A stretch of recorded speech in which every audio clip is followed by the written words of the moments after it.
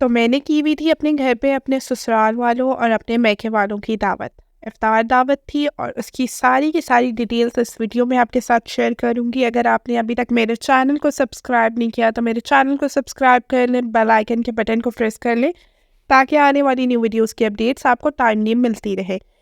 Proper बताऊँगी आपको कि किस तरह मैंने ये दावत अरेंज की। तकरीबन 2 दिन मुझे लगे इस दावत को अरेंज करते हुए। एक दिन मैंने सारी ग्रॉसरी कर ली, दूसरे दिन मैंने लिस्ट बना के सब कुछ कंप्लीट कर लिया था कि क्या-क्या चीज़ें मुझे चाहिए, और एक दिन पहले मैंने प्रिपरेशन कर ली थी।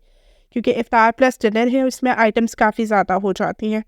तकरीबन 24 टू 25 आइटम्स से हम लोगों ने ये इफ्तार और प्लस डिनर की दावत अरेंज की थी, और सब चीज़ें बहुत अच्छी बनी थी और टाइमली सब कुछ हो गया था। किस तरह आप करेंगे तो आप ये सब कुछ घर पे अरेंज कर सकते हैं। सारी डिटेल आपके साथ शेयर करूँगी और उम्मीद करती हूँ आपको भी बहुत पसंद आने वाली है।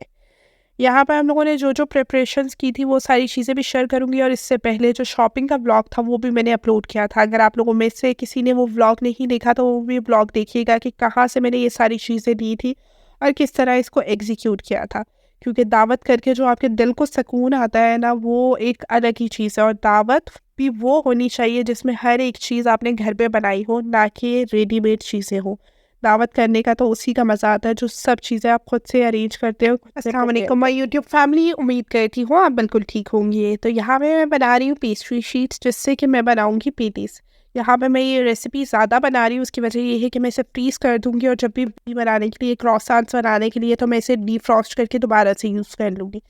यहाँ पे मैंने इस्तेमाल किया है 1 किलो मैदा, और जिसके अंदर मैंने 500 ग्राम मक्खन इस्तेमाल किया है, और 500 ml इसमें वाटर इस्तेमाल करूँगी। मक्खन और आपका जो पानी है वो ठंडा होना चाहिए, जिससे कि आपकी पेस्ट्री शीट आप बना रहे हो इस तरह आपकी डो की लेयरिंग बहुत अच्छी आती है। अगर आप इसको गर्म इस्तेमाल करेंगे तो उस तरह की आपकी लेयर्स नहीं आएगी। अब ये बहुत ठंडा था जिस टाइम पे मैं इसे नीड कर रही थी, और इसे आपको अच्छी तरह से नीड कर लेना है। जब आप इसे प्रॉपर तरीके से गूंद लेंगे तो उसके बाद आपको इसको बार-बार बेलना है। वो भी तरीका मैं आपको बताऊँगी कि किस तरह इसको बेलना है, और इसका रिज़ल्ट काफ़ी अच्छा आया था और टेस्ट में भी बहुत अच्छी थी। थोड़ा-सा हमने इसके अंदर सॉल्ट ऐड किया था, बस बहुत सिंपल तरीके से ये बन जाती है, और घर पर आप बनाकर इसे फ्रीज़ भी कर सकते हैं। सारी चीज़ें हमने घर पे बनाई थी, पहले बता रही हूँ, जिसकी वजह से मतलब मैंने इसको प्री प्लान करके बनाया था। पहले हम लोगों ने मेन्यू बनाया था। मेन्यू बनाने के बाद वो चीज़ें लिखी थी जो चीज़ें हमारे पास घर पे अवेलेबल नहीं थी, जो चीज़ें हमें लेकर आनी थी। और वो चीज़ें भी मैं दिन के टाइम नहीं लेने गई थी, मैं सुबह के टाइम लेने गई थी, जिसकी वजह से मेरा टाइम भी बच सके और मैं बहुत ज़्यादा जो है थकूँ नहीं और जल्दी-जल्दी लेकर वापस आ जाऊँ। ये हम लोगों ने डो जो थी इसे गूँथ कर रख दिया था, और उसके बाद हम इसे बेल लेंगे। बेलने का प्रोसेस क्या होगा वो आपके साथ शेयर करेंगे। ये पहले से मैंने एक दफ़ा बेल कर और रोल कर रखी हुई थी। अब इसके बाद हम इसे दोबारा से निकालेंगे, और निकालने के बाद मैदा डस्ट कर लेंगे। मैदा डस्ट करने के बाद हमें इसे बेल लेना है, और काफ़ी बड़े साइज़ में बेल लेना है। आराम-आराम से आप इसे बेलेंगे, और इसके अंदर जितनी भी आप इसको फ़ोल्डिंग करते जाएँगे, उसके बाद जितने टाइम्स आप इसे फ़ोल्ड करेंगे उतनी ही लेयर्स बनेंगी। मतलब अब पहले आपने 4 टाइम्स किया है तो 4 को दोबारा से आप 4 टाइम्स करेंगे, तो 4 को 4 के साथ आप मल्टीप्लाई करेंगे। 4 को 4 के साथ मल्टीप्लाई करने के बाद दोबारा से जब आप 4 टाइम्स करेंगे तो फिर आप उस आंसर को 4 के साथ मल्टीप्लाई करेंगे। मतलब इतनी ज़्यादा आप इसके अंदर लेयर्स बना सकते हैं। यहाँ पर हमने सिंपली इसे किया क्या है, इसे बेल लिया है, और बेलने का प्रोसेस ये है कि आपको इसको बेलने से पहले आधा घंटा फ्रिज या फ्रीज़र में रखना है, ताकि इसकी लेयर जो है वो प्रॉपर तरीके से सेटल हो जाए, और इसका जो हम लोगों ने बटर यूज़ किया है वो बटर जो है बिल्कुल अलग-अलग हो, मेल्ट होने की वजह से आटे में मिक्स ना हो जाए।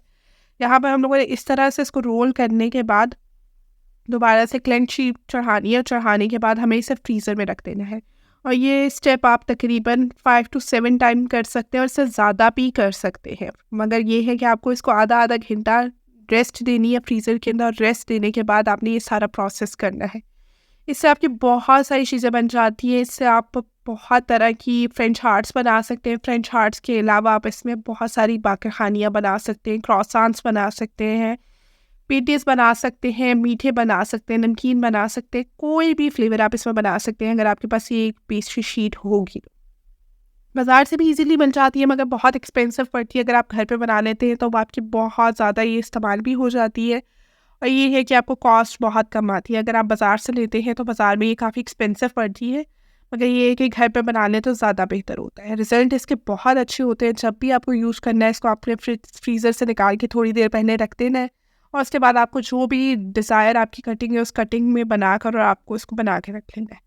यहाँ पे हम तैयारी करेंगे दही भल्लों की। दही भल्ले जैसा कि आप लोगों ने मेरी रमज़ान की प्रिपरेशन वीडियोस देखी होंगी, उसमें मैंने भल्ले बनाकर फ्रीज़ किए हुए थे। सब कुछ होममेड है, मगर मुझे ये है कि सिर्फ इसको ना बनाकर असेंबल करना है।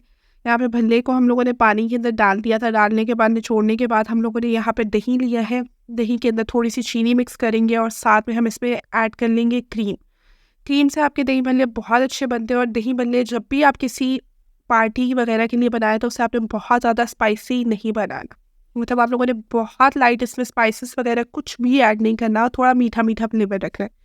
उससे होगा ये कि जो लोग बहुत ज़्यादा स्पाइसी नहीं खाते वो लोग भी बहुत शौक से खा लेंगे, और जो स्पाइसी खाते हैं वो बाद में इसमें ऐड ऑन कर लेंगे चीज़ों को। बहुत ज़्यादा चीज़ें आपको भर भर कर नहीं डालनी, क्योंकि एक तो इसका टेस्ट भी ख़राब हो जाता है और दूसरा ये होता है कि बहुत खट्टी खट्टी सी स्मेल आने लग जाती है। इस टाइम में मैंने सिर्फ इसमें चीनी और नमक शामिल किया है। यहाँ पे बारीक कटा हुआ प्याज था जिसको वॉश करने के बाद मैंने इसके ऊपर स्प्रिंकल कर दिया है। प्याज डालेंगे, थोड़ा सा हम इसके अंदर टमाटर डालेंगे और टमाटर के बाद हरी मिर्चें बारीक काट के डालेंगे। हरी मिर्च भी बहुत ज़्यादा आपको नहीं डालनी। जब भी आपको इफ्तारी कर रहे हैं, कोई दावत कर रहे हैं, इवन अब अगर आप ईद की दावत कर रहे हैं, ऐसी कोई भी चीज़ आप बना रहे हैं, तो उस टाइम पे आपने इस चीज़ का ध्यान रखना है कि लॉन्ग टर्म के लिए आपकी चीज़ सेव रह सके। यहाँ पर हम लोग इसको सारी हरी मिर्चों को काट के, तकरीबन 2 मैंने हरी मिर्चें डाली थी और बीच वाला पार्ट उसका सेपरेट कर दिया था। बहुत तेज़ी नहीं लेकर आनी किसी भी चीज़ में। जिसको स्पाइसी पसंद होगा वो चाट मसाला ऐड कर सकता है, दही बड़ा मसाला ऐड कर सकता है। उस टाइम पे आप कुछ भी ऐड कर सकते हो। लास्ट में हम इसके ऊपर पोर कर देंगे अपना दही वाला मिक्सचर जिसके अंदर हमने क्रीम ऐड की थी। क्रीम से इसका बहुत रिच फ्लेवर आता है, और जब आप इसे फ्रिज में सेट होने के लिए रख देंगे तो ये जो भल्ले है ये सारा का सारा जो वो दही है उसे एब्जॉर्व कर लेंगे और बहुत सॉफ्ट हो जाएंगे। और यहाँ पे मैं तैयारी कर रही थी कुनाफा की। कुनाफा के लिए मैंने सबसे पहले ये किया है कि उसका सॉस बना लिया था। मैंने इसमें पानी के अंदर चीनी और साथ में मैंने इसमें इलायची और फूड कलर वगैरह डालकर इसे पकने के लिए रख दिया था। सवैयों से मैं कुनाफा बना रही थी, तो मैंने 3 पैकेट सवैयों के लिए थे और इसको अच्छी तरह से क्रश कर लिया था। क्रश करने के बाद हाफ़ कप मुझे बटर चाहिए था। बटर मैंने मेल्ट करके रखा हुआ था और मेल्ट किए हुए बटर को अंदर शामिल करने के बाद मैंने इसे अच्छी तरह से क्रश कर लिया था। कुनाफा आप 2-3 तरीके से बना सकते हैं। आप सवैयों से भी बना सकते हैं, आप फेनियों से भी बना सकते हैं। डिफरेंट तरीके होते हैं। और मैं ये क्रीम चीज़ कुनाफा बना रही थी। आप चाहें तो सिंपल क्रीम का भी बना सकते हैं, चीज़ का भी बना सकते हैं। यहाँ पे जो मैंने कुनाफा की फिलिंग ली थी उसके लिए मैंने इसके अंदर ऐड किया था मिल्क पाउडर। मिल्क पाउडर के साथ मैंने इसमें कॉर्नफ्लावर ऐड किया था। कॉर्नफ्लावर के साथ साथ मैंने इसके अंदर शामिल की थी छोटी इलायची, और छोटी इलायची के साथ मैंने इसके अंदर शामिल किया था नूरपुर का मिल्क 1 लीटर। आप कोई भी मिल्क ले सकते हैं, मगर यहाँ पर मैंने नूरपुर का इस्तेमाल किया था एज अ सेफ साइड। और उसके बाद मैंने इसके अंदर शामिल कर दी थी जो चीनी थी। चीनी और कॉर्नफ्लावर ये सारी चीज़ें शामिल करने के बाद हम इसे अच्छी तरह से मिक्स कर लेंगे। और मिक्स करने के बाद हमने इसके अंदर शामिल किया है वनीला का पाउडर। वनीला एसेंस भी शामिल कर सकते हैं, मैंने पाउडर शामिल किया था। लास्ट में जब ये अच्छी तरह पक जाएगा और थोड़ा सा थिक होने लगेगा तो उस टाइम पे हम इसमें 1 पैकेट क्रीम का शामिल कर देंगे। ये फिलिंग आपकी बन के तैयार हो चुकी है। आपको अब लेयर करनी है सवैयों की। सवैयाँ डिश के अंदर जिसके अंदर आपने बेक करना है, उस डिश के अंदर जो भी आपकी ओवन के अंदर हीट हो जाती है डिश, उसके अंदर आपने इसके अंदर डाल लेनी है सारी की सारी सवैयाँ। हाफ़ सवैयाँ डालेंगे। हाफ़ सवैयाँ डालने के बाद आपने वो मिक्सचर पोर कर लेना है जो कि आपने फिलिंग बनाई हुई थी। यहाँ पे मैंने गरम इसके अंदर डाल दिया। आप चाहें तो इसको थोड़ा सा रेस्ट दे लें। रेस्ट देने के बाद जब ये थोड़ा सा थिक हो जाएगा उसके बाद भी आप इसके अंदर ऐड कर सकते हैं। कुनाफा ये बहुत मज़े का बन के तैयार होता है। बहुत झटपट कुनाफा ये बन के तैयार हो जाता है। मेरे घर में तो ये सबको बहुत पसंद आया था। उम्मीद करती हूँ आप लोगों को भी बहुत पसंद आएगा। लास्ट में हम इसके अंदर चीज़ ऐड कर लेंगे। यहाँ पे मैंने मोज़रेला चीज़ शामिल की है जिससे कि इसका फ्लेवर बहुत अच्छा आएगा और लेयर्स भी अच्छी बनकर तैयार होंगी। सॉफ्ट अंदर से फिलिंग होगी और साथ में जो आप लोगों ने क्रंची ऐड की हुई है सवैयाँ, उसका फ्लेवर भी बहुत अच्छा आएगा। ऊपर हम उसी बची हुई सवैयों की लेयर कर लेंगे और लेयर करने के बाद हम इसे बेक करेंगे। सवैयों को और ये जो कुनाफा है इसको ऑलमोस्ट आपको 10 to 20 मिनट्स बेक करना है। और बेक करने के बाद इसका जो सिरप है वो पोर करके आपका कुनाफा बहुत अच्छा सा तैयार हो जाएगा। ये इतना यूनिक डिज़र्ट है कि चूँकि आपकी दावत को 4 चाँद लगा देगा। मतलब आपके घर में अगर कोई गेस्ट आ रहे हैं तो उनको तो ये बहुत पसंद आने वाला है। बच्चे बड़े सब इसे बहुत शौक से खाते हैं। यहाँ पे हमारा कुनाफा बेक हो चुका था और लास्ट में हम इसमें पोर कर लेंगे सिरप जो हम लोगों ने बना के रखा था। आप पहले भी पोर कर सकते हैं, मगर अगर जब आपके गेस्ट आ रहे हैं उस टाइम पे भी पोर कर सकते हैं। मैंने इसे बनाकर टाइम नहीं रख दिया था क्योंकि डेज़र्ट्स जो हैं मैंने पहले बनाए थे, क्योंकि डेज़र्ट थोड़ा सा टाइम लेते हैं। मेरा ये था कि डेज़र्ट मेरे पहले बन जाए, मैं अपनी मेन कोर्स की डिशेस बाद में बनाऊँगी। सबसे लास्ट में जो चीज़ें मैंने रखी थी वो फ्राइंग वाली रखी थी, क्योंकि फ्राइंग वाली चीज़ें जो होती हैं वो आपको थोड़ा टाइम भी लेती हैं और दूसरा वो चीज़ें इस तरह की चीज़ें होती हैं जैसे आप बना के नहीं रख सकते। यहाँ पे मैं तैयारी कर रही थी स्टीम रोस्ट की, जिसके अंदर मैंने पानी के अंदर नमक और सिरका डाल के भिगो दिया था और 1 घंटे के लिए भिगोने के बाद रख दिया था। जब वो भीग गया था अच्छे तरीके से, 1 घंटे बाद मैंने उसको निकाला और निकालने के बाद फ्राई करना शुरू कर दिया। स्टीम रोस्ट को आप डीप फ्राई कर सकते हैं पहले, मगर मैं डीप फ्राई किसी चीज़ को नहीं करना चाह रही थी, मैं इसको शैलो फ्राई करना चाह रही थी। मैंने इसलिए बहुत कम ऑयल के अंदर इसको तेज़ आँच पे फ्राई किया है ताकि इसका गोल्डन सा अच्छा सा कलर आ जाए। उसके बाद मैं इसकी फिलिंग तैयार कर लूँगी। फिलिंग के लिए मैंने यहाँ पे दही लिया था। दही के साथ मैंने स्पाइसेस लिए थे। सबसे ज़्यादा जो मैं यूज़ करती हूँ वो तंदूरी मसाला यूज़ करती हूँ। उसका स्पाइस बहुत अच्छा होता है, हर एक चीज़ में बहुत अच्छा बैलेंस फ्लेवर आता है। 3 चम्मच भर के मैंने यहाँ पर शामिल किया तंदूरी मसाला और साथ में मैंने इसके साथ शामिल किया है गरम मसाला। गरम मसाला शामिल करने के बाद मैं इसके अंदर शामिल कर लूँगी सोया सॉस, चिली सॉस और विनेगर। साथ में ही हम इसके अंदर शामिल कर लेंगे लहसुन अदरक का पेस्ट।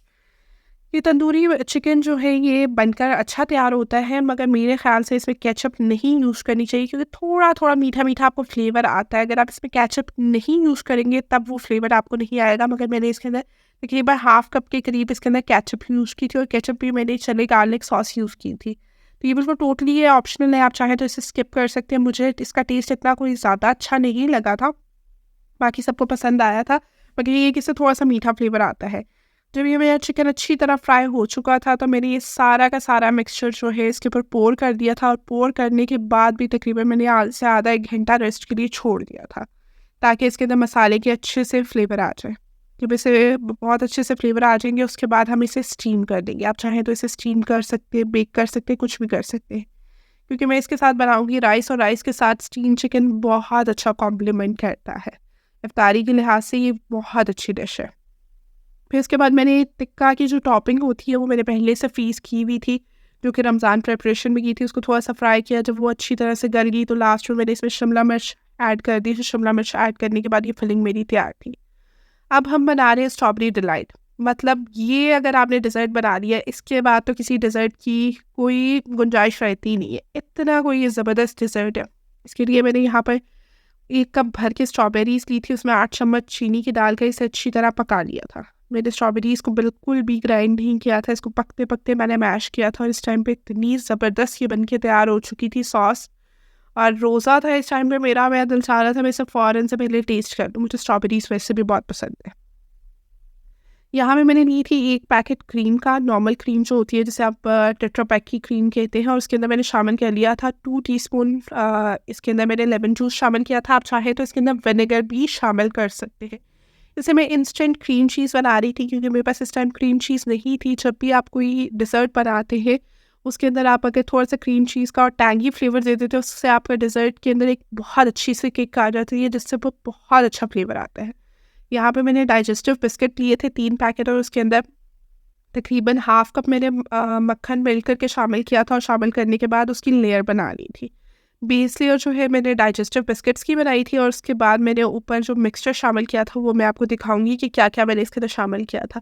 मतलब जब भी आपके घर कोई मेहमान आ रहे हैं, इससे अच्छा डिज़र्ट नहीं हो सकते, बहुत मज़े का डिज़र्ट है।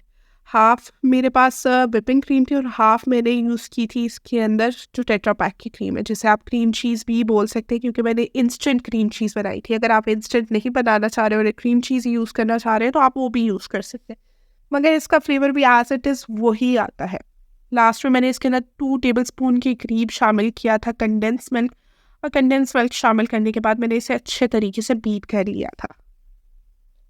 अब ये हमारा मिक्सचर बन के तैयार हो चुका था और जो हमने बिस्किट्स की क्रम कोटिंग की थी या नीचे वाली लेयर लगाई थी उसके ऊपर सबसे पहले हम लोगों ने ये मिक्सचर पोर कर दिया। आप चाहें तो पहले जो आप लोगों ने सॉस बनाई हुई है स्ट्रॉबेरी की वो भी पोर कर सकते हैं, मगर मैंने सेंटर में स्ट्रॉबेरी पोर की थी। और आप चाहें तो पहले आप स्ट्रॉबेरी का जो आपने कंपाउंड बनाया हुआ है उसको पहले आप पोर कर दें और उसके बाद अगर आप ये मिक्सचर डालें तब भी बहुत अच्छा लगता है। फिर इसको मैंने थोड़ा सा मिक्स कर लिया था और मिक्स करने के बाद लास्ट में जो मेरे पास क्रीम बची थी वो सारी की सारी मैंने पोर कर दी थी। अब यकीन माने कि ये इतना मज़े का डेज़र्ट बनता है, इससे अच्छा डेज़र्ट मेरा नहीं खा रहा आपको इस सीज़न में कोई मिलने वाला है। जितनी स्ट्रॉबेरी का सीज़न चल रहा है, ये डेज़र्ट तो आपको ज़रूर बनाना चाहिए। तो यहाँ पर हम लोगों ने स्ट्रॉबेरी के साथ थोड़ी-सी डेकोरेशन कर ली थी, साइड पे कुछ काट के स्ट्रॉबेरीज़ लगा दी थी और ये कलर इतना खूबसूरत लग रहा था दिखने में भी और ये टेस्ट में भी उतना ही अच्छा था। मतलब ये डेज़र्ट तो बिल्कुल ख़त्म हो चुका था, ये इतना मज़े का बन के तैयार हुआ था। इसके बाद लास्ट में हम यही वाला क्रीम वाला मिक्सचर जो है वो उसके ऊपर पोर कर लेंगे। पोर करने के बाद ऊपर से भी आपको इसको बहुत खूबसूरत सा डेकोरेट कर लेना है। वाइट और रेड कलर के साथ बहुत अच्छा कॉम्बिनेशन आता है। सेंटर में मैंने एक स्ट्रॉबेरी को कट करके रख दिया, साइड पे बिस्किट्स को पोर कर दिया था और इस बीच में मैंने थोड़ी सी स्ट्रॉबेरीज कट करके रख दी थी। इतनी खूबसूरत लग रही थी। उसके बाद मैंने इसे ठंडा कर लिया था फ्रीज़र में रख के। ये बिल्कुल चिल्ड होना चाहिए, इसका फ्लेवर बहुत बहुत बहुत अच्छा आता है। ये डेज़र्ट हमारा बनके तैयार हो चुका था, स्ट्रॉबेरी डिलाइट। अब इसके बाद हमारे पास जो बचा था वो स्टीम चिकन था। स्टीम चिकन को मैं स्टीम कर लूँगी। इस तरह से मेरे पास एक स्टीमर है, उसको मैंने पानी के अंदर रखा, पतीले के अंदर, उसके अंदर बटर पेपर रख दिया था। बटर पेपर रखने के बाद ये सारे मैंने चिकन के पीसेस लिए और चिकन के पीसेस बारी-बारी मैंने उसी स्टीमर के अंदर अरेंज कर दिए। अरेंज करने के बाद ये जो मैंने यहाँ पर सुराख किए हुए, इससे ये होगा कि जितना भी इसका एक्स्ट्रा पानी होगा वो नीचे ड्रेन हो जाएगा, पानी के अंदर मिक्स हो जाएगा।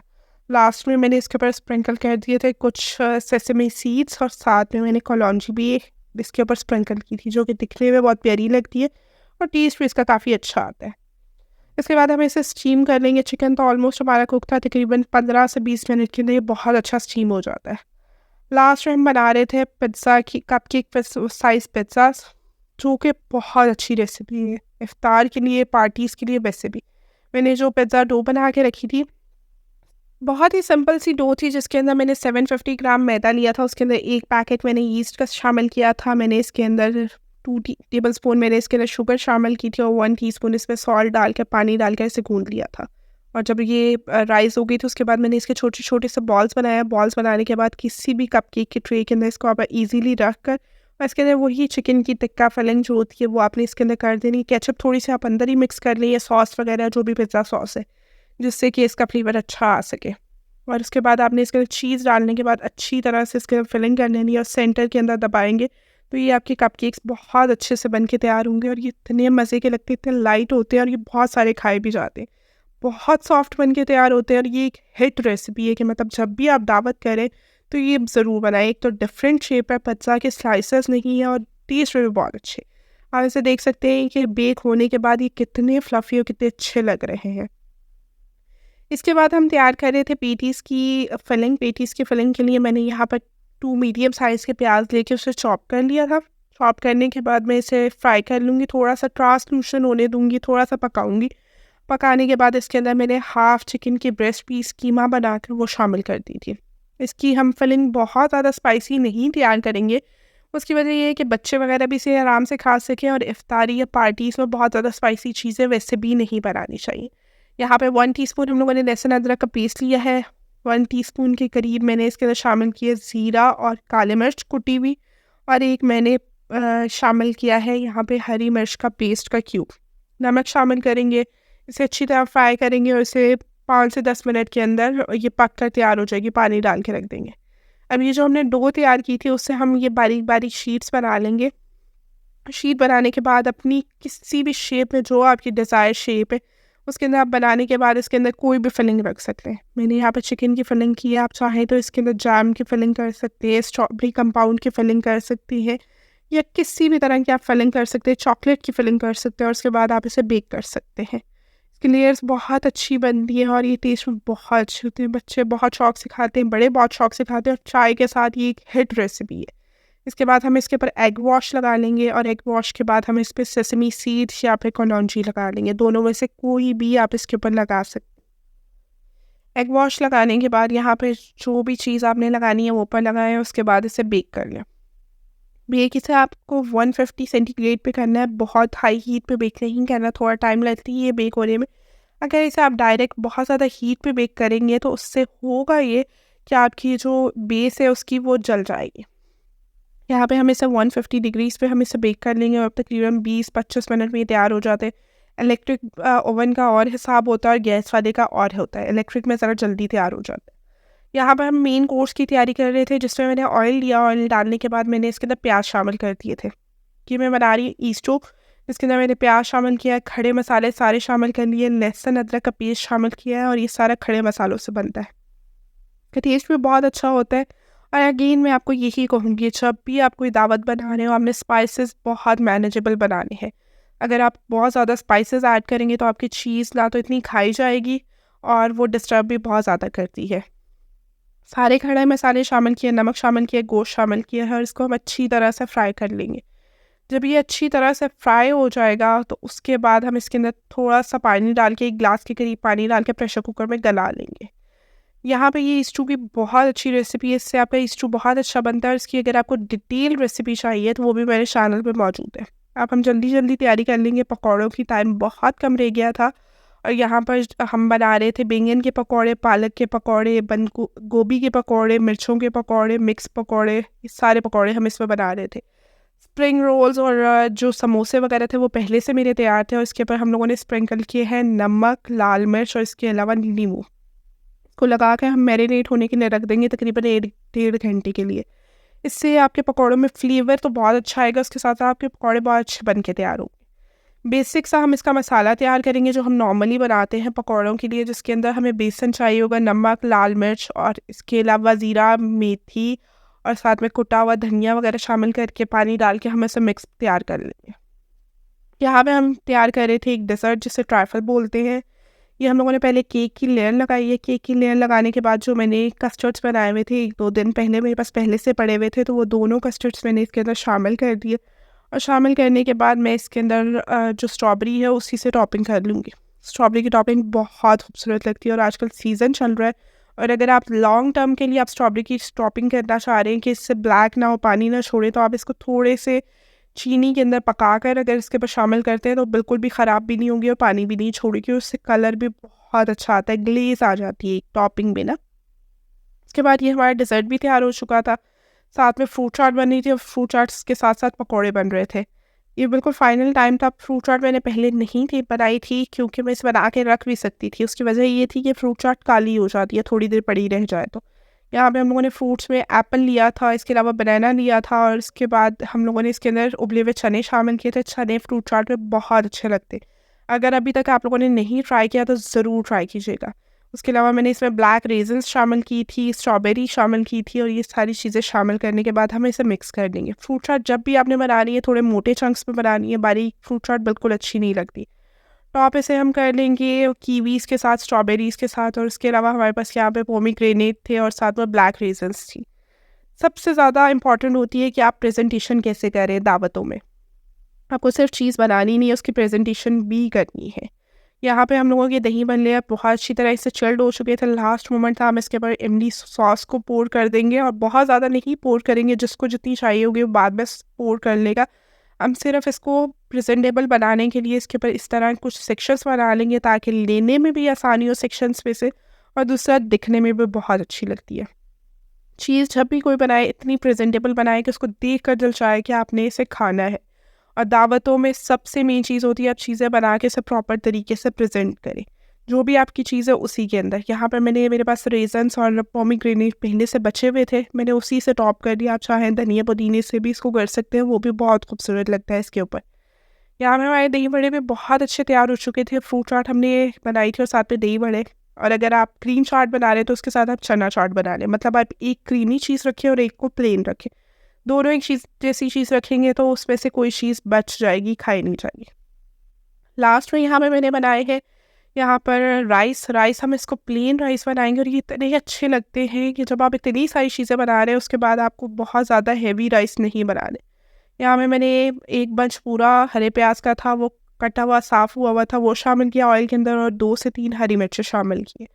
इसको थोड़ा सा फ्राई करेंगे। फ्राई करने के बाद जो हमारे पास स्टीम रोस्ट की यखनी थी, जो हम लोगों ने उसके अंदर सुराख किए हुए थे, उसके अंदर से जो यखनी बची थी वो मैंने अपने पास रख ली थी और वो यखनी मैं इसके अंदर शामिल कर दूँगी, साथ में पानी शामिल कर दूँगी और साथ में 2 मैंने चिकन क्यूब्स शामिल किए थे और थोड़ा सा नमक भी शामिल किया था। यखनी शामिल करने के बाद इसके अंदर इतना अच्छा फ्लेवर आएगा, क्योंकि वो सारा का सारा जो चिकन का फ्लेवर था वो इस यखनी के अंदर आ चुका था। इससे हमारे राइस भी बहुत अच्छे तैयार होंगे, इससे राइस का फ्लेवर भी बहुत अच्छा आएगा।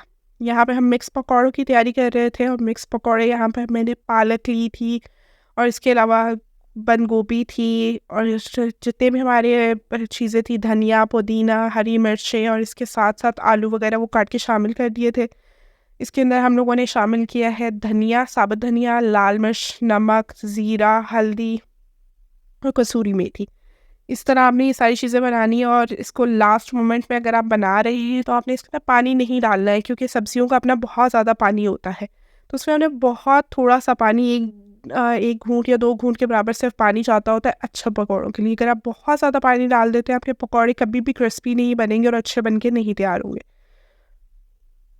इसमें हम लोग बेसन शामिल कर देंगे। अंदाज़े से ही सारी चीज़ें हो रही थी। ऑब्वियस बात है, रोज़ा है, रोज़े में आप अंदाज़े से ही ये सब कुछ बना रहे होते हो, और अल्हम्दुलिल्लाह बहुत अच्छा परफेक्शन के साथ बन भी जाता है। यहाँ पे मैंने इसको मिक्स कर लिया, और आप देख सकते हैं कि जितनी भी पानी था सब्जियों का वो निकल कर आ चुका था, और थोड़ा सा मैंने पानी इसके ऊपर से शामिल किया। पानी आपको बहुत ज़्यादा नहीं शामिल करना, और इसको अच्छी तरह से मिक्स कर लेना है। जब आप इसे मिक्स करेंगे तो इसका बहुत अच्छा से एक इस तरह का मिक्सचर बन जाएगा, और इसको अपने हाथों की मदद से मिक्स करके और गरम कढ़ाई के अंदर इसके अंदर पोर करते जाना है। पकौड़े आपने रफली पकौड़े इसके अंदर शामिल करने हैं। इससे पकौड़े आपके बहुत क्रिस्पी बनते हैं, और आँच का बहुत ख्याल रखें। ना बहुत ज़्यादा तेज़ होनी चाहिए, और ना बिल्कुल ऑयल आपका ठंडा होना चाहिए। इससे आपके पकौड़े बहुत अच्छे बन के तैयार होंगे। और जब आप एक दफ़ा पकौड़े डाल देंगे तो थोड़ी देर आप उसे पकने देंगे, और उसके बाद आप उसे फ्लिप करेंगे। इस तरह आपके पकौड़े बहुत अच्छे और क्रिस्पी बनकर तैयार होते हैं। जो आप इसके अंदर आलू शामिल करेंगे वो भी आपने पानी में भिगो के रखना है। ये थी फाइनल लुक हमारे टेबल की, और मैं बफ़े टेबल लगाती हूँ जब भी मैं अपने घर में दावत करती हूँ। उससे लेने में भी बहुत आसानी होती है, और हर एक चीज़ आप एक जगह पे रख सकते हैं। अगर आप दस्तरखान वगैरह लगाते हैं उससे थोड़ा सा मुश्किल हो जाता है। यहाँ से सब अपनी मर्ज़ी के मुताबिक जो चाहे ले सकते हैं। फिलिंग वाली हम लोगों ने डेट्स रखी थी। ये वो पिज़्ज़ाज़ थे जो कि बहुत मज़े के बने थे। इसके अलावा ये वो वाली डेट्स हैं जो मैंने चॉकलेट के साथ बनाई हुई थी। और यहाँ पे हमारे पास 5 से 6 तरह की सॉसेस थी, 2 तरह के जूसेस थे, और पकौड़े वगैरह थे। पकौड़े की बहुत बड़ी रेंज थी, जिससे कि हमारा बफ़े टेबल बहुत ही खूबसूरत लग रहा था, और लगने के साथ साथ ये बहुत मज़े का था। यहाँ पे गोभी के पकौड़े हैं, पालक के पकौड़े, समोसे हैं, रोल है, ईच एंड एवरीथिंग है। मतलब ये तकरीबन 25 आइटम्स की आपकी बफ़े टेबल बन के तैयार हो चुकी है। इसके अंदर आपका जो मेन कोर्स है वो नहीं लगा हुआ, ये इफ्तारी के बाद हम मेन कोर्स लगाएंगे। उसका भी एक छोटा सा क्लिप है, मैं ऐड कर दूँगी। मगर हम लोगों ने इफ्तारी के टाइम पे ये सारी चीज़ें लगाई थी, और इस तरह की दावत बहुत अच्छी सक्सेसफुल हो जाएगी। ये जो इफ्तारी के बाद चाय वगैरह बनी, चाय के बनने के बाद खाना लगाया गया, और खाने का टेबल कुछ इस तरह हम लोगों ने लगाया था, जिसके अंदर हमारे राइस थे, और राइस के साथ हमारा सालन था, सालन के साथ स्टीम रोस्ट था। और ये सारी चीज़ें बफ़े टेबल पे लगी हुई थी। जिसको चाहिए थी उसने वहीं से ले ली थी, और ये बहुत अच्छी इफ्तारी सक्सेसफुल हुई थी अल्हम्दुलिल्लाह। और अगर आप लोग भी इफ्तारी या फिर ईद की दावत करना चाह रहे हैं तो इस तरह अगर आप प्लान करेंगे तो आपकी दावत बहुत अच्छी होगी। Thank you so much. अल्लाह हाफ़िज़।